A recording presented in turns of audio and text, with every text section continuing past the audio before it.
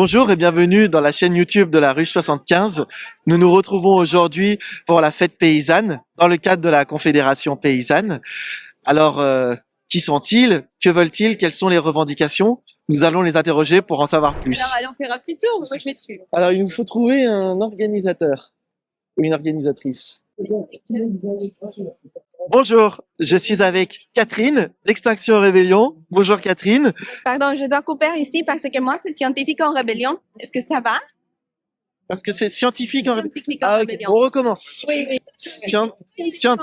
Scientifique en rébellion. Je présente comme ça. Scientifique. Scientifique en rébellion. La branche- Ça, c'est la branche. Ouais. Je suis avec Catherine, scientifique en rébellion. Bonjour Catherine. Bonjour. Alors, pour commencer, comment vous présenteriez votre mouvement? Alors, nous sommes un collectif qui est né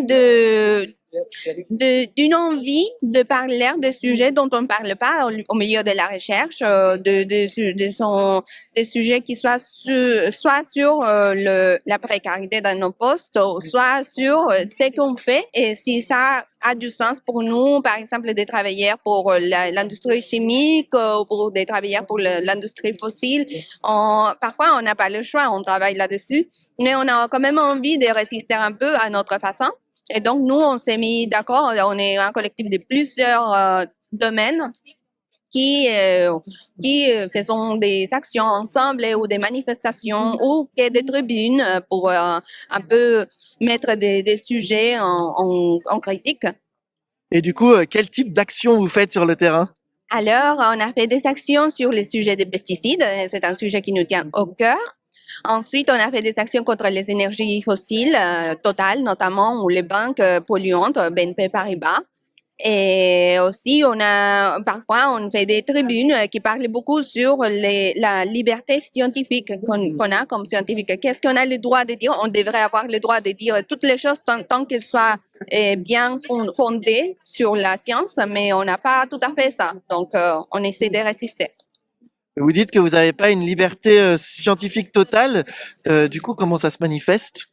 Alors, ça peut se manifester, notamment actuellement, c'est dans la précarité. On pousse les scientifiques à travailler dans des sujets qui sont déjà prédéfinis par soit les industriels, soit les intérêts de politiques. Et donc, on nous pousse à chercher de l'argent pour notre recherche, pour nos postes même, mais toujours en réduisant les domaines de sujets dans lesquels on peut travailler. Si vous pouviez faire une mesure politique urgente pour sauver l'agriculture paysanne, qu'est-ce que vous feriez? Pour sauver l'agriculture, oui, déjà, je pense que protéger l'agriculture paysanne avec des restrictions, de ne pas aller dans tous les accords politiques, ça pourrait aider. Mais plutôt, le plus important, c'est de travailler dans la lutte contre les pesticides. En fait, promouvoir une agriculture qui soit plus plurale en travaillant avec les gens et pas d'aller dans la privatisation, dans l'accaparement des terres. Ça sera le plus important. Bien sûr, cela relève plutôt d'un enjeu social. Et il faut travailler aussi sur cela avec les scientifiques sociaux qui peuvent donner des réponses à des problématiques qui vont se poser comme avec quel argent on fait ça. Ben, il y a de l'argent, on peut toujours trouver des moyens de donner des emplois et d'investir dans les gens et pas dans les riches qui actuellement sont à la tête de l'agriculture en France et en Europe aussi. Mais grâce aux riches, grâce au NGT, on va pouvoir développer l'agriculture, on va pouvoir sauver la paysannerie française, non? Voilà, non, pas que ça, l'IA et plein d'autres trucs qu'on nous dise qui vont beaucoup bénéficier de la population alors qu'ils ne bénéficient qu'eux-mêmes. Où est-ce qu'on peut suivre, du coup, vous suivre et suivre votre mouvement? Alors, nous avons un site web, Les Scientifiques en Rébellion, dans lequel nous publions nos actions et les différentes positions que nous avons concernant des sujets. C'est www.scientifiqueenrebellion.fr et là-bas, vous pouvez vraiment voir tout ce qu'on fait. Et sinon, la prochaine action, c'est le samedi 4 avril. À 14 heures, on organisera l'action de chaque année contre les pesticides et pour l'agriculture durable.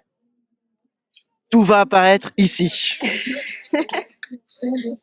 Merci beaucoup. Merci à toi.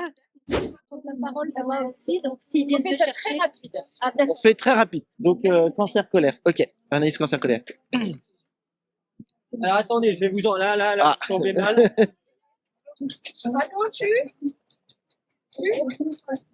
Alors, je suis avec Anaïs de cancer colaire. Bonjour Anaïs. Bonjour.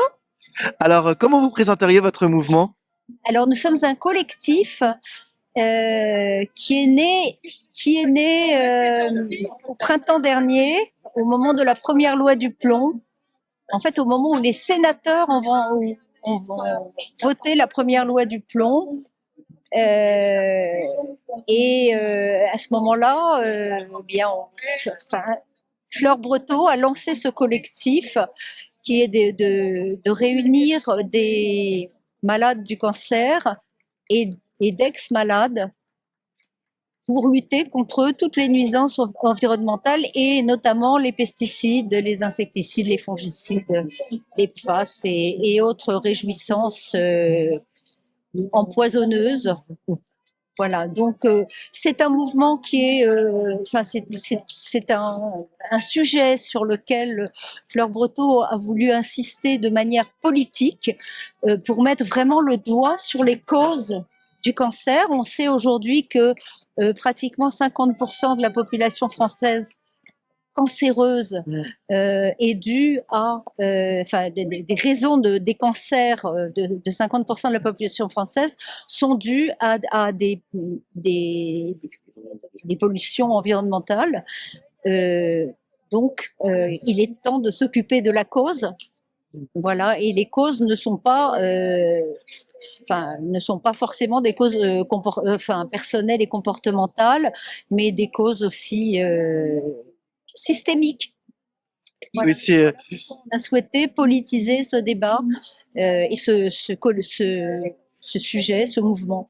Et du coup, qu'est-ce que vous avez à dire sur là en ce moment, on parle beaucoup des NGT, on parle de la loi Duplomb 2 qui Oui, qui est mobilisé autour de cette loi Duplomb 2 et voire 3 d'ailleurs, parce qu'il est question aussi de l'eau. Après, ce sera la Duplomb 3. Donc, on est aussi mobilisé sur des actions et sur de l'information au sujet de ces lois du plomb et des directives omnibus de l'Europe. Si vous aviez une action politique urgente à mettre en œuvre pour sauver l'agriculture paysanne notamment, puisqu'on est dans un rassemblement paysan.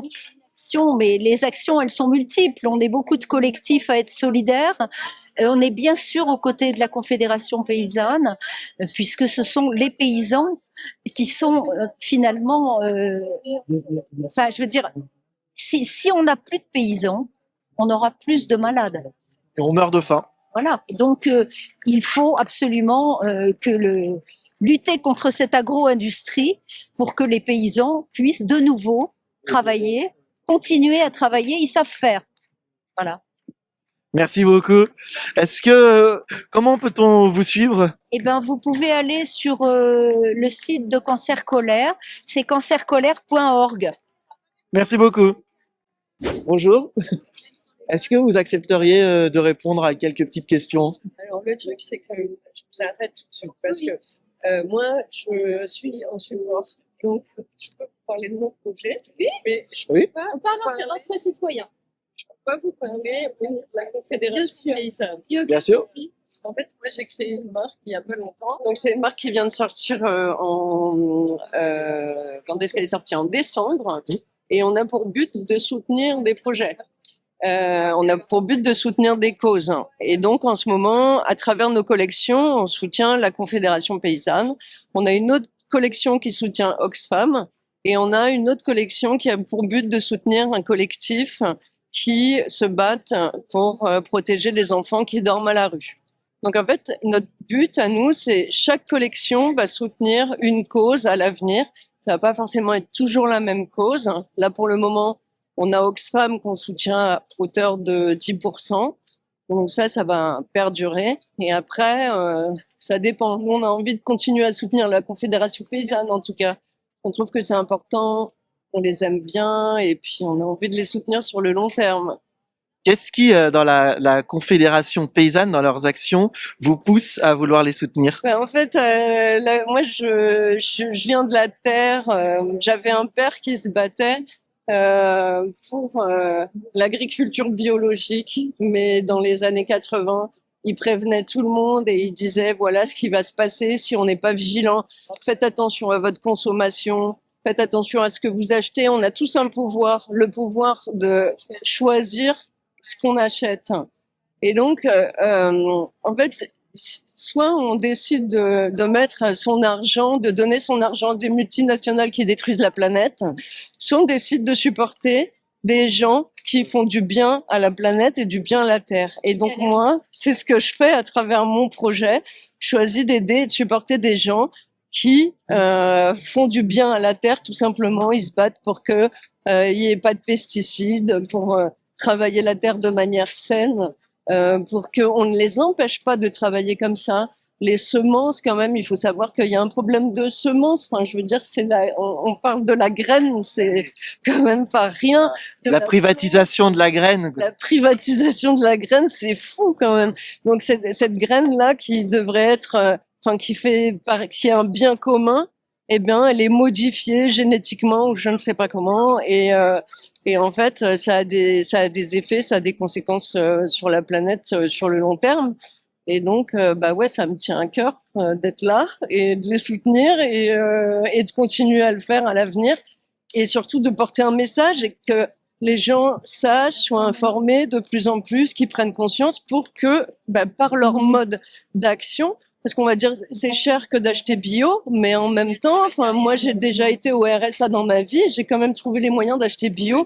On va dans une AMAP, c'est vachement moins cher, et quand on remplit pas son caddie de conneries au supermarché, on ressort avec un caddie qui est, on ressort pas avec un caddie d'ailleurs, on ressort avec des produits sains, des fruits, des légumes, et c'est ce dont notre organisme a besoin, et c'est moins cher de consommer comme ça que d'acheter un tas de merde qui nous nourrissent pas. Et voilà, donc c'est aussi déconstruire un discours dominant. Et quel est, oui, le nom de votre projet? C'est Therapy for Earth. Therapy for Earth. Je vais vous donner un sticker. Et du coup, comment se manifeste votre projet pour réussir à collecter des dons pour les soutenir, oui? Ben là, on a ramené quelques t-shirts. Donc là, tous les t-shirts qu'on vend aujourd'hui, on leur donne l'argent. Moi, je récupère juste mon prix fournisseur, en gros, mais je donne l'argent direct, l'intégralité à la Confédération paysanne et à travers mon site internet. Donc c'est là aussi où j'ai besoin de relais comme vous. Ouais. Et puis vous pouvez aller sur Insta, surtout sur Insta, diffuser le message, etc. Mais moi, je fais l'exercice aussi de vous répondre pour passer ce message, mais parce que on commence, on démarre, mais on a besoin de pour pour que les gens puissent nous connaître et à travers notre projet les soutenir. Donc nous sur notre site internet c'est marqué 40% à la Confédération paysanne, donc 40% du bénéfice net. Donc voilà, moi j'enlève toujours le prix fournisseur, mes charges, etc. Mais le reste va à la Confédération paysanne, sur leur collection. Mais quand vous achetez, vous savez où vous donnez votre argent et à qui, etc. Et tout est marqué, où c'est produit, comment, et voilà. Alors je suis avec Nicolas de chez Attaque. Alors du coup, j'aimerais vous demander comment vous présenteriez votre mouvement.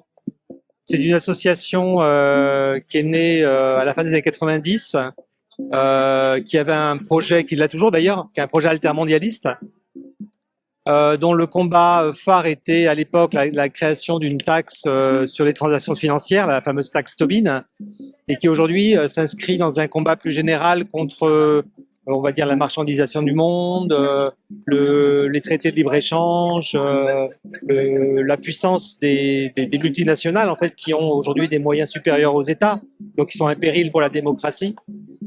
Et c'est une association en fait qui agit en plusieurs endroits, c'est-à-dire qui produit de la connaissance, de l'expertise et qui la met à disposition du public à travers des publications, des ouvrages, des livres, des notes, des argumentaires et une organisation qui fait aussi des campagnes régulièrement, notamment contre les ultra riches, pour la taxe Zuckman, enfin vous voyez tous ces sujets très importants et qui aussi est depuis une petite dizaine d'années, qui est aussi tournée vers l'action, y compris des actions de désobéissance civile, quand on voit qu'on ne peut pas faire autrement.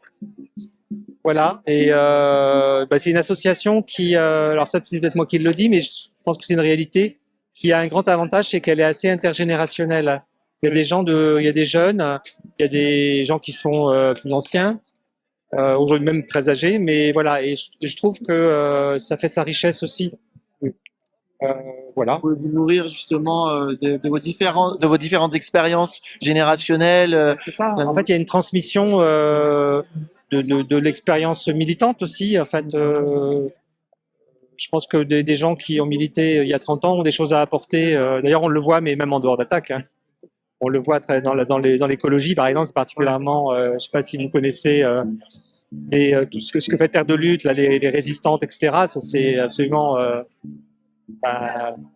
c'est visible, quoi. Je vois justement que vous soutenez Extinction Rébellion, c'est présent parmi les associations. En fait, on soutient, c'est on est proche et on a souvent fait des actions communes. On en fait régulièrement, d'ailleurs, des actions communes avec XR. Et puis, il y a un procès qui nous a liés avec eux, puisque il y a un certain nombre de militants, de leurs militants majoritairement et de nos militants, qui ont été poursuivis en justice pour avoir, c'est dans le cadre d'une campagne contre les jets privés. C'est une action qui a fait qu'on avait pénétré sur un tarmac, ce qui est interdit aujourd'hui, bref. Et donc il y a eu une poursuite en justice. Je ne sais pas où ça en est là. Il doit y avoir des appels, etc. en cours, mais voilà. Donc ça. En fait, on est tous. Notre association, comme celles qui sont ici, je pense, affronte aujourd'hui une répression assez forte. Hein. Donc, oui, on le voit de plus en plus. Il y a eu les méga bassines aussi dans les répressions. Les soulèvements de la terre, on est proche aussi de ces mouvements-là. Enfin, il faut l'être. Hein, il faut se serrer les coudes, sinon. Et alors, j'aurais une dernière question, une question phare. Comment changer le système sans changer le climat? Alors, comment changer le système sans changer le climat? Il faut changer le système, je sais pas moi, il faut une prise de conscience plus large, il faut convaincre, il faut réguler davantage. Bon, il faut alors après après ça il y a plusieurs options hein, selon qui vous interrogez, certains diront c'est un processus révolutionnaire, d'autres vous diront que dans le cadre par les urnes on réussira. Bon, ça il y a différents mais il faut quand même qu'il y ait que la société civile, enfin se mobilise, quoi, parce que sans ça, les choses se font pas tout seules. Hein. Faut réussir à transmettre une conscience générale auprès des citoyens. Et puis il faut aussi, ça c'est ce que fait très bien les soulèvements de la terre et aussi Attaque, parce que la particularité d'Attaque aussi, c'est d'être une association un petit peu pivot qui fait le lien entre différentes associations et qui est connue pour ça et qui est recherchée parfois pour ça, pour être l'association un peu pivot dans le cadre d'actions unitaires, par exemple, de campagnes un peu unitaires. Donc je pense que ça c'est important, faire le lien entre les luttes. Merci beaucoup. Où est-ce qu'on peut suivre les mouvements d'Attaque? Sur le site d'Attaque, et puis je crois qu'on met à peu près sur tous les canaux, sur les réseaux sociaux. Donc voilà, c'est Attaque. On est dans. Voilà, par exemple, ça, je pense que c'est quand même là, ça résume bien, si vous voulez, un peu l'orientation de l'association. Oui, on sent votre macronisme très prononcé, monsieur. Voilà, c'est ça. Take the rich.